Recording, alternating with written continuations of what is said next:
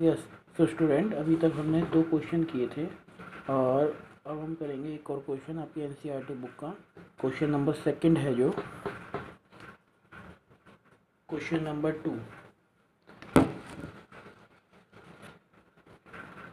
Question है find the coordinate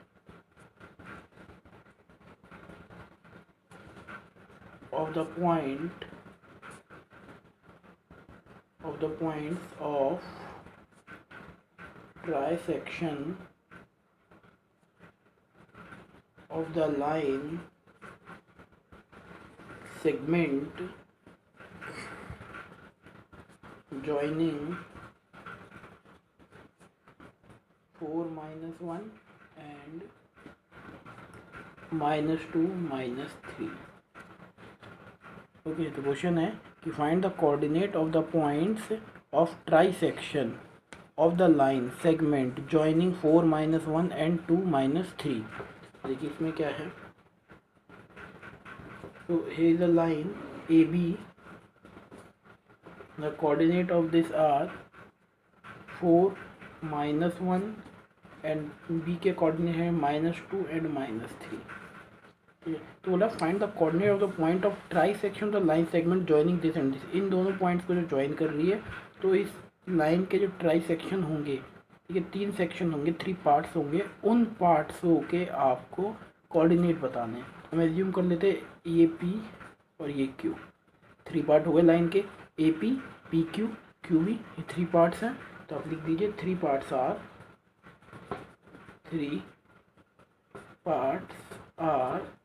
AP, PQ and QB। तीनों के तीनों पार्ट इक्वल होंगे, तो बोला ट्राइसेक्शन 3 पार्ट में करना है, तो 3 पार्ट में तभी होगा ना, तीनों पार्ट इक्वल होने चाहिए। तो हमने इनको 3 पार्ट में डिवाइड कर दिया, AP, PQ और QB, ये 3 पार्ट्स हैं। अब मुझे ये जो P और Q है, इनके कोऑर्डिनेट बताने हैं, इनके कोऑर्डिनेट क्या क्या होंगे, ठीक है। तो P के और Q के कोऑर्डिनेट बताने हैं। तो यार हम एज्यूम कर लेते हैं P के कोऑर्डिनेट है x एंड y, ये हो गए आपके P के कोऑर्डिनेट x एंड y। पहले हम P की बात करते हैं, तो P के कोऑर्डिनेट फाइंड। अब मुझे रेशियो चाहिए, रेशियो गिवन है नहीं, तो देखो रेशियो गिवन नहीं है, पर रेशियो को हम पता कर सकते हैं क्या क्या रेशियो होंगे। देखो AP, PQ और QB तीनों इक्वल पार्ट हैं, मतलब ये तीनों 1:1 में है, ठीक है। ये 1 है, ये 1 है, ये भी 1 है। तो यार AP जो है वो 1 हो जाएगा और PQ 2 हो जाएगा। देखो ये AP 1 और ये दोनों मिला के 2, ठीक है। तो मैं जब लिखूंगा कि now AP ratio PB, AP और PB का रेशो फाइंड करूंगा। जब AP 1 है तो PB क्या है, PQ प्लस QB। कितना हो गया PQ प्लस QB, 2, 1:2। ये AP 1 और ये PB जो है वो PQ प्लस QB 1 + 1 2, तो हो गया 1:2। तो हमने P पॉइंट के रेशो फाइंड कर लिए, जिसको हम M1 M2 बोलते हैं, 1:2 ये है, ठीक है। उसके बाद हम सेक्शन फॉर्मूला अप्लाइड करेंगे, सेक्शन फॉर्मूला इसके लिए, क्योंकि मुझे रेशो पता लग गया है, कोऑर्डिनेट्स पता हैं, P पॉइंट के कोऑर्डिनेट बताने हैं, तो हम सेक्शन फॉर्मूला यूज़ करेंगे। और देखिए सेक्शन फॉर्मूला क्या है।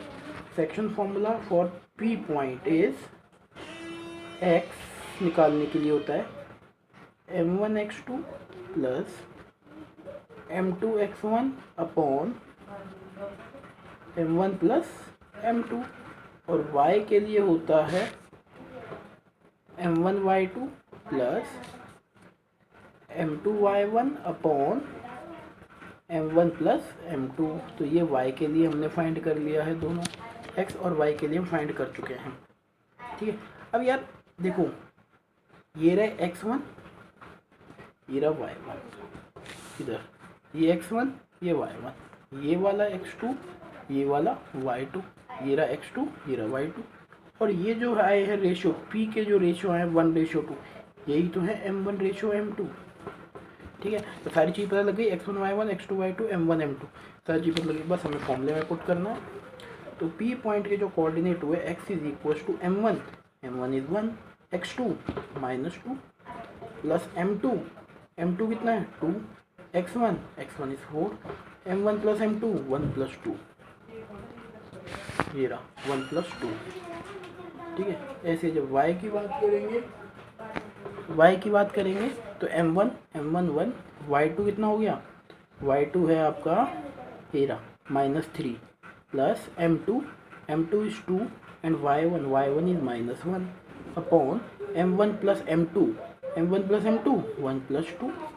ये आपके y कोऑर्डिनेट आ गया।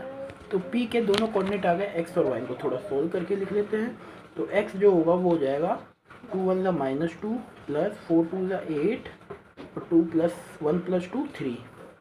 इधर y की जब बात करेंगे तो -3 -2 अपॉन 3। तो p कोऑर्डिनेट हो गए आपके -2 और 8 6 अपॉन 3 और ये x हुआ और y हुआ आपका -5 अपॉन 3।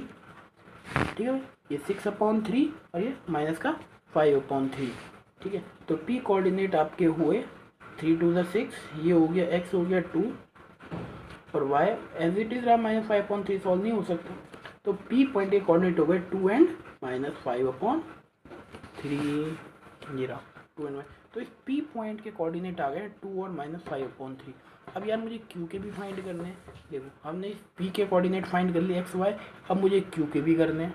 ठीक है, q के फाइंड करने के लिए चलो अब मैं इसको एज्यूम कर लेता हूँ कि ये कैपिटल X कैपिटल Y है। एक्स वाई एज्यूम नहीं कर सकते ना, यहाँ पे हम कर चुके हैं, स्मॉल x स्मॉल y, हम मान लेते हैं कैपिटल X है कैपिटल Y है। अब देखो यार इसके कोऑर्डिनेट मुझे पता लग गया है। ठीक है, इसके कोऑर्डिनेट पता है p और b, ये रहे दोनों p और b दोनों। p के तो अभी हमने फाइंड किए ना, p के अभी ये फाइंड रहे हमारे पास, अभी हमने फाइंड किए ये रहे p के हम कोऑर्डिनेट फाइंड कर चुके हैं। ठीक है, 2 और -5/3।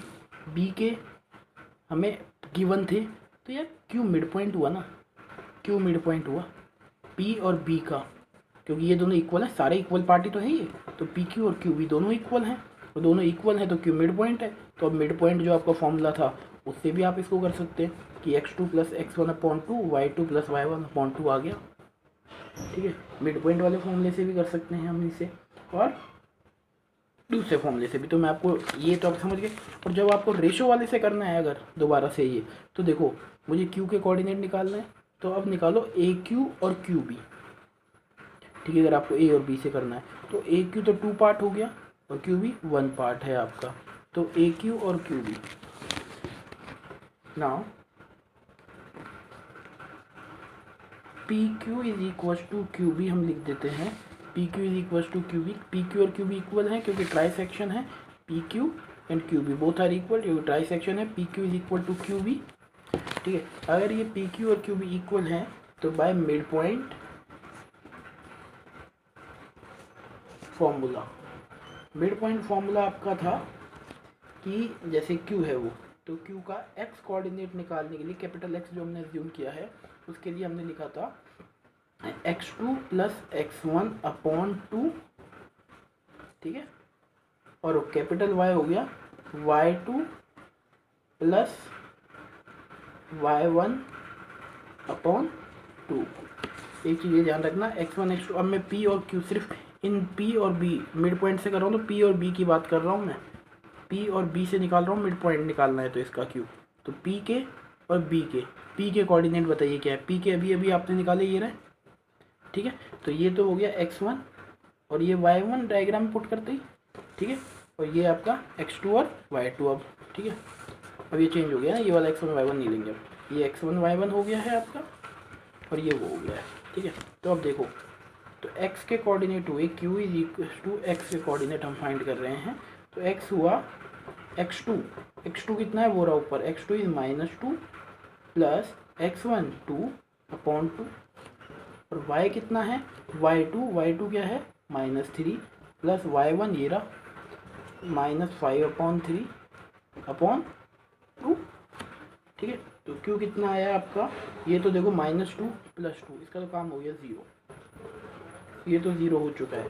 जब y की बात करेंगे तो y आपका आ गया है इधर, सॉल्व करेंगे आप जब इसको तो -7/3 आ जाएगा, इसको जब आप सॉल्व करेंगे तो आपके p पॉइंट के कोऑर्डिनेट आ चुके हैं, इसको आप लिख सकते हैं ऐसे 0 और -7/3। तो आपके P पॉइंट के कोऑर्डिनेट आ चुके हैं 2 और -5/3, Q पॉइंट के कोऑर्डिनेट आ चुके हैं 0 और -7/3। तो ये था ट्राई सेक्शन फॉर्मूले से हमने P और Q दोनों के दोनों कोऑर्डिनेट फाइंड कर लिए हैं। एक को हमने रेशो से किया है, एक को मिड पॉइंट थ्योरम से किया है। सेक्शन फार्मूला और मिड पॉइंट फार्मूला, ये रहा मिड पॉइंट फार्मूला, इससे किया है। Okay students.